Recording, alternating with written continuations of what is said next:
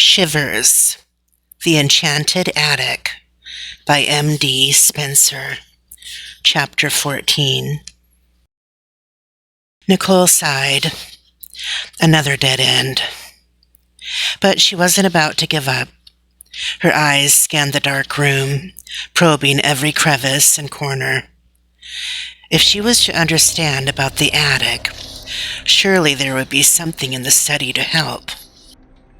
She gazed upward. From the ceiling hung a circular metal chandelier with places for 8 candles. That was no help.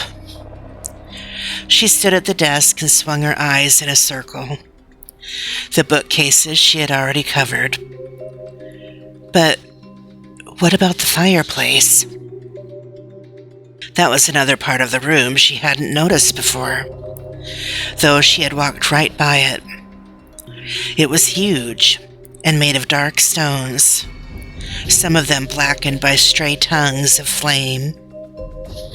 Nicole peered inside. Ashes lay in a heap on the bottom. The remnants of a fire started who knew how many years ago. One by one, Nicole tried to loosen the great stones. Perhaps there would be a secret compartment behind one of them. Or she would move one of the stones, and elsewhere in the room a doorway would swing open. Or someone would suddenly start playing the cello. In this house, anything seemed possible. But all the stones were stuck fast. The fireplace seemed to be nothing but a fireplace. Nicole paused for a minute, squatting on the hearth. The ashes reminded her that other people had used this cold, dark study years and years ago. Fires lit here had probably warmed the hands of the sad and angry man who glared down at her now from the portrait on the wall. Maybe this room had not always been so gloomy. With another sigh, Nicole got to her feet. She turned slowly. Something in the room would help her. If only she thought hard enough and looked carefully enough, she would find something, however small, or however huge. Suddenly it hit her. The desk! She cried aloud, slapping herself on the forehead. How could I be so dumb? With her heart racing, she walked behind the desk. She knew from the painting that this desk had belonged to the man in the portrait. Maybe he had been the master of the house. And where else would someone keep records other than in a desk? Nicole sat behind the desk. It was so large that it made her feel very small.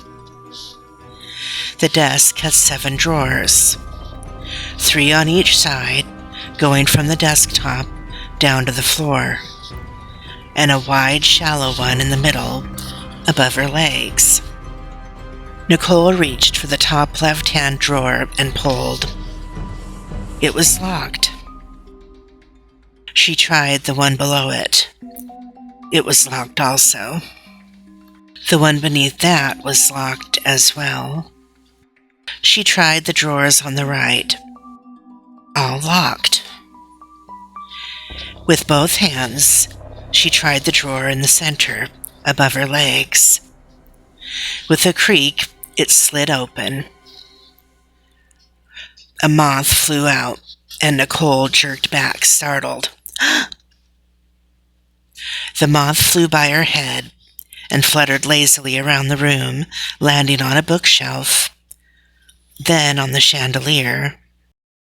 From there it fluttered down to the top of the desk in front of Nicole, opened and closed its wings 3 times, and keeled over on its side, dead. Nicole stared at it for a moment. It seemed somehow a bad sign. That moth must have waited a long time for its one last chance to fly, she thought. She hoped it had been worth the wait. Then she turned her attention back to the open drawer. She had more important things to worry about than a dead moth. She looked inside. 3 quill pens were lined up on one side, their feathers all facing the same way. On the other side was a neat stack of plain paper. The person who used this desk certainly liked things organized, Nicole thought. She picked up the stack of paper and flipped through it. Not a single sheet was written upon. Everyone was blank. Nicole opened the drawer wider. There was nothing else in it. Just 3 quill pens and a stack of writing paper. Nothing at all to explain the mystery of the attic. She had hit yet another dead end. She slammed her fist on the desk in frustration. She had been so sure the desk would offer up a clue. But there wasn't a darn thing. Suddenly she remembered a desk her father had had at work. You locked all the drawers just by locking the middle one.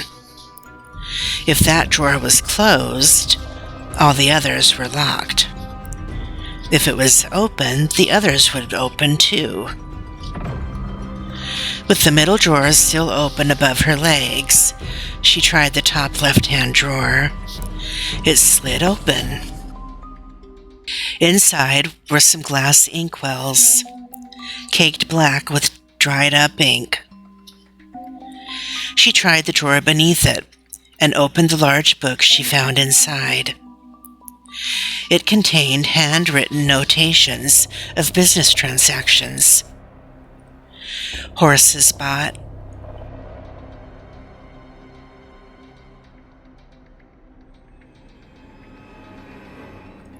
salary received, payments made. Nicole tried the bottom drawer. In it, she found another large book. She opened it, and on the first page, which was yellow with age, she found the handwritten title, Fowler Family History, 1751 to the present. She turned the page and began reading. The first Fowler to settle in Massachusetts was Josiah Fowler, a gentleman farmer who moved to this area from the colony of Virginia in 1851.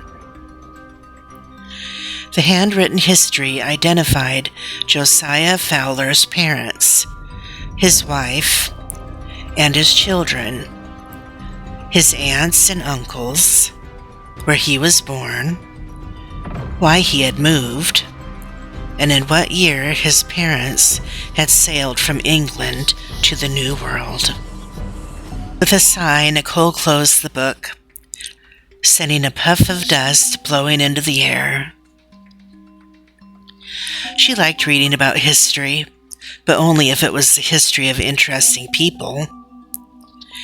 Who Josiah Fowler's parents were, and in what year they came here from England, interested her not at all. Nicole was about to replace the book in the drawer when a dull gleam caught her eye. In the bottom of the drawer, beneath where the book had been, shone a huge golden key. It was long, with key parts sticking off one end. At the other end, an old black ribbon was tied through the king's ring-like handle. Nicole placed the book gently on top of the desk. With trembling fingers, she reached for the key. The cello music played inside her head, rising and falling and sounding sorrowful. Nicole's heart stopped beating for a moment. Then it hammered like mad in her throat. She closed her fingers around the key and brought it to her face for a closer look. She felt terribly afraid. She realized now that, determined as she was, she had almost hoped that her search of the office would fail. Then she could have told herself there was nothing she could do. But her search had succeeded. For as she gazed at the key gleaming now dully in her hand, Nicole knew one thing, beyond any doubt. This was the key to the attic.